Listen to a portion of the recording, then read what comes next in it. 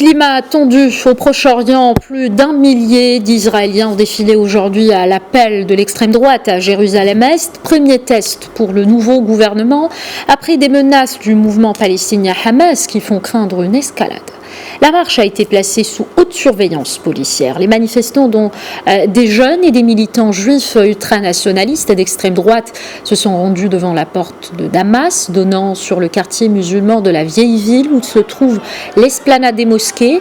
Peu avant cette marche des drapeaux controversés, la police a fermé des artères menant à la vieille ville, ce qui a donné lieu à des heurts ayant fait une dizaine de blessés parmi les manifestants palestiniens. Les députés arabes israéliens venus sur place ont dénoncé la marche israélienne comme une provocation, craignant un dérapage. L'émissaire de l'ONU pour le Proche-Orient a appelé toutes les parties à éviter les provocations qui pourraient mener à un nouveau round de confrontation.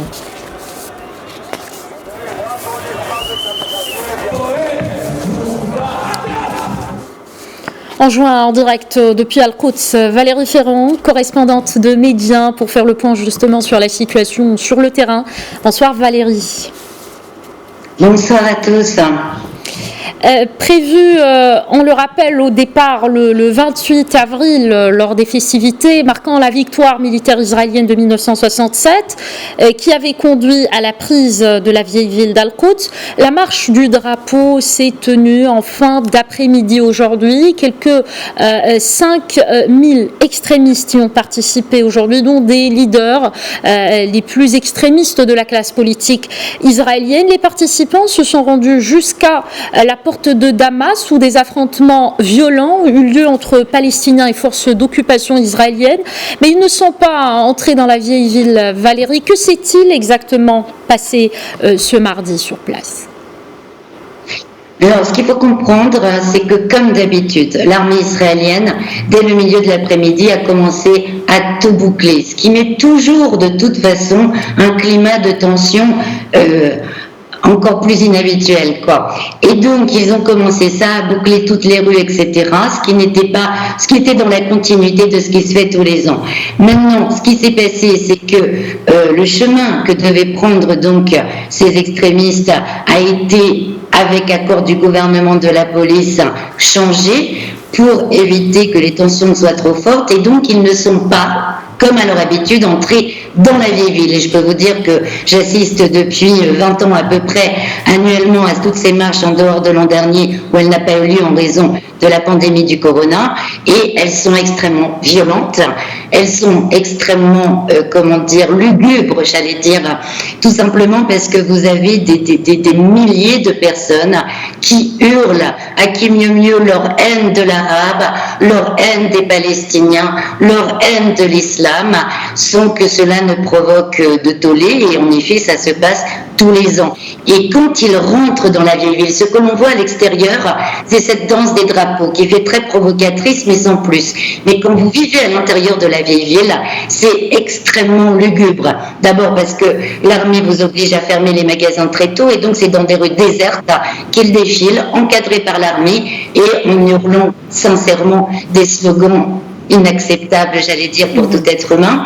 Donc cette année, ce qui s'est passé, la vraie différence, c'est qu'ils ne sont pas rentrés, ce qui est en fait une espèce de défaite pour eux.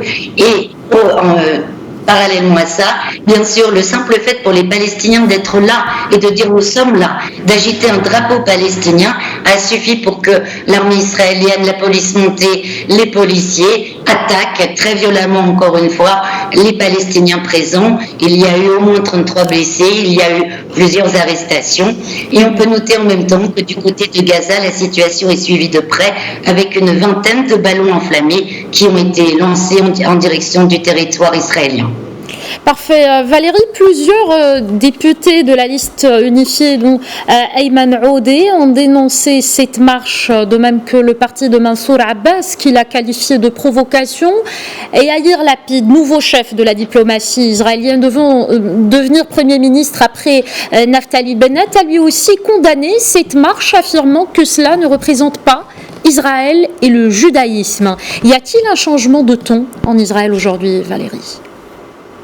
Alors d'une certaine manière on peut dire, puisque cette fois-ci on n'a pas affaire, j'allais dire, à des députés ou des représentants politiques de la gauche sioniste.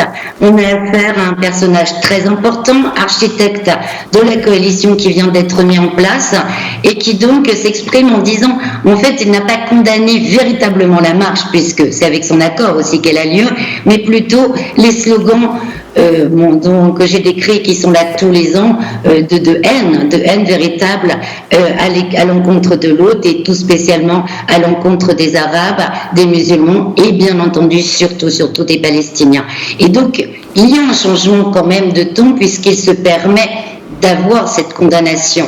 Ceci dit, c'est une condamnation politique dans une déclaration. Sur le terrain, qu'est-ce qu'on voit? Que rien n'a changé véritablement. La marche a eu lieu, même si elle a eu lieu d'une manière pas très glorieuse, on va dire, mais aussi on a bien vu que les forces d'occupation israéliennes sur le terrain, elles continuent véritablement à être extrêmement violentes. On pourrait dire en fait que le véritable changement, c'est qu'il y a un malaise qui est en train de se créer quand même vis-à-vis de tout ça dans la classe politique israélienne, aussi parce que l'extérieur envoie des signaux un petit peu orange.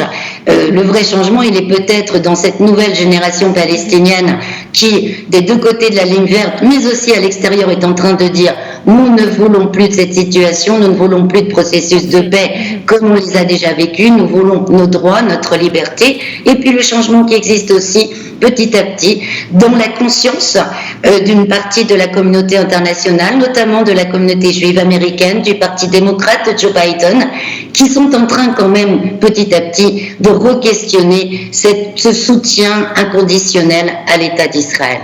Merci beaucoup Valérie Ferrand pour cette lecture. Je rappelle que vous êtes la correspondante de Média à Al-Quds.